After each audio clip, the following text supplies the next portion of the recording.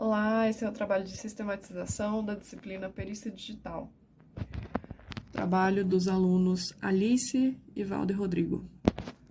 Eu sou a Alice e eu vou fazer a apresentação da introdução e da metodologia utilizada no nosso trabalho. Bom, então o caso que nós escolhemos é o caso de uma denúncia recebida pela Polícia Federal a respeito do vazamento de fotos íntimas de terceiros, causando sérios danos à privacidade e à dignidade das vítimas. O objetivo, então, dessa investigação é rastrear a localização do criminoso, apreender os equipamentos utilizados, analisar as evidências digitais desses equipamentos e realizar um relatório técnico para que possa ocorrer a responsabilização do criminoso.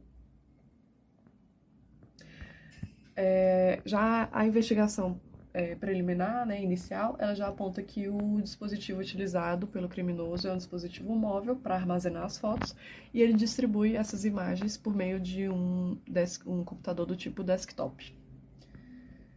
A metodologia que nós utilizamos, ela é dividida em 4 partes: o planejamento, a coleta e a preservação de evidências, a análise das evidências digitais e a documentação e relatório.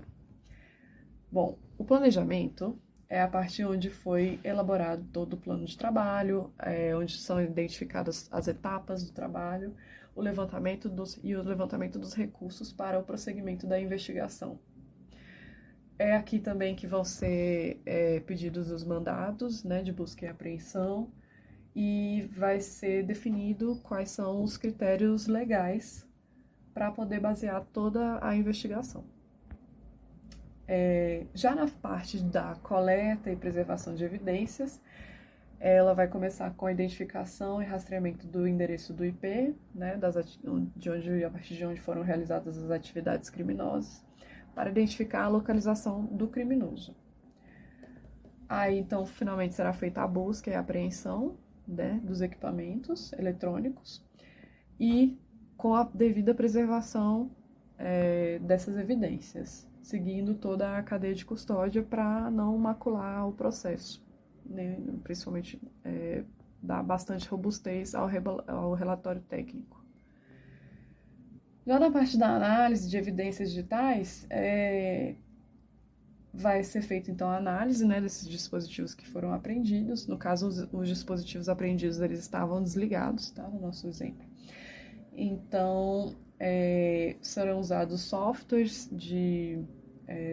forenses, para fazer essa perícia digital. Nessa fase, então, é importante que esses softwares sejam licenciados e que sejam autorizados pela legislação brasileira. Finalmente, o mais importante, o produto final, que é o relatório. Então, é feita a elaboração do relatório técnico com os achados dessa investigação e a identificação de evidências e dos responsáveis. Esse relatório ele vai ser, então, utilizado para dar início à persecução penal. A identificação do IP e a localização do criminoso foram feitas da seguinte forma. A coleta de evidências se iniciou com a identificação do endereço de IP, para poder rastrear a localização do criminoso, e considerando-se que as fotos foram vazadas em um site da internet, o IP é obtido por meio da utilização do site registro.br. Foi feita então uma solicitação aos provedores de aplicação de internet. Com o endereço IP, foi utilizado também o site Meu Endereço IP, para poder obter o endereço físico do terminal em que o crime foi praticado. Então, dessa forma, com essas informações, foi possível achar a localização do criminoso. Já a busca e a apreensão foi feita respeitando o devido processo legal, ou seja, mediante um mandato de busca e apreensão. Então, como a investigação preliminar já tinha determinado, os dispositivos que foram utilizados para a prática do crime foram um smartphone e um computador do tipo desktop, e foram esses os dispositivos que foram apreendidos. Eles estavam desligados no momento da apreensão. Então, eles foram embalados, etiquetados, e foi seguida toda a cadeia de custódia para a preservação das evidências. Olá, professor. Meu nome é Rodrigo. E dando continuidade ao trabalho. Essa fase seria a análise de evidências, né? A primeira coisa a ser feita nessa etapa é uma cópia bit a bit das informações dos aparelhos aprendidos na fase anterior. Porque o ideal é que o perito trabalhe numa cópia das informações para evitar que haja um dano ou perda das informações originais. Bom, os aparelhos aprendidos foram um smartphone e um computador desktop, né?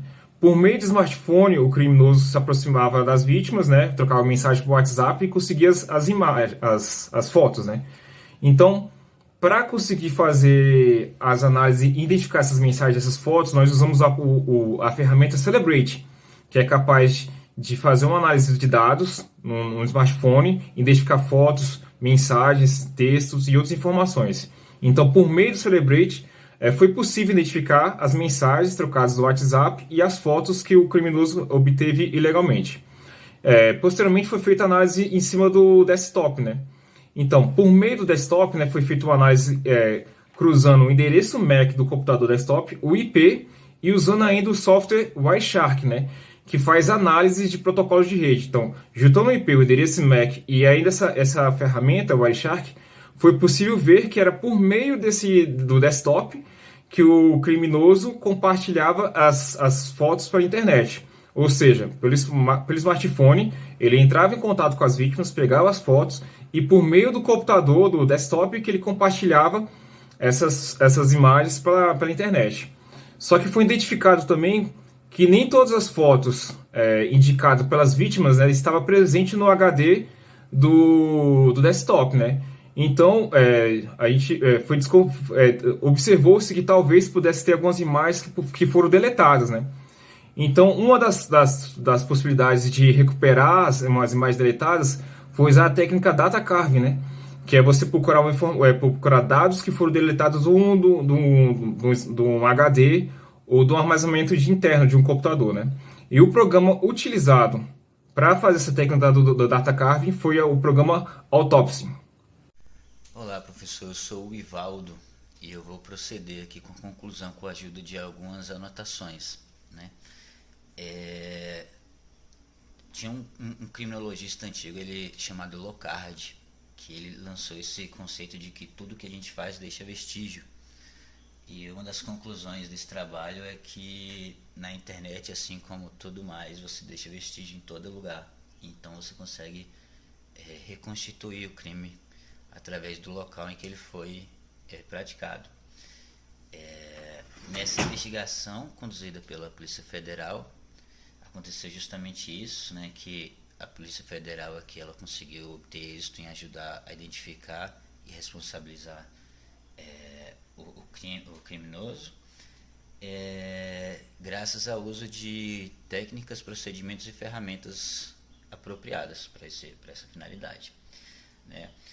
As informações levantadas demonstram que o criminoso aqui ele fazia uso do aplicativo WhatsApp para chegar até as vítimas, obter fotos constrangedoras, e aí ele praticava o crime de extorsão, exigindo dinheiro para não fazer a divulgação criminosa dessas fotos.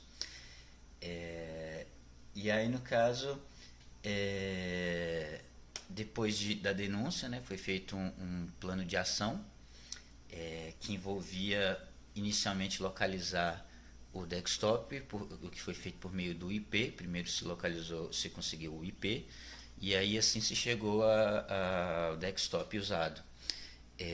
Localizando isso, também se chegou ao smartphone, e agora, como mencionado antes, né, encontrar os vestígios de que teriam realmente sido esses as ferramentas do crime.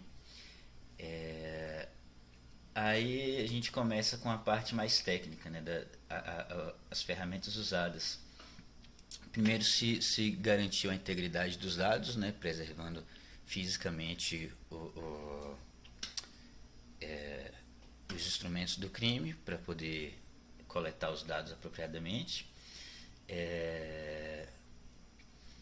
Isso através de parâmetros, procedimentos e ferramentas apropriadas.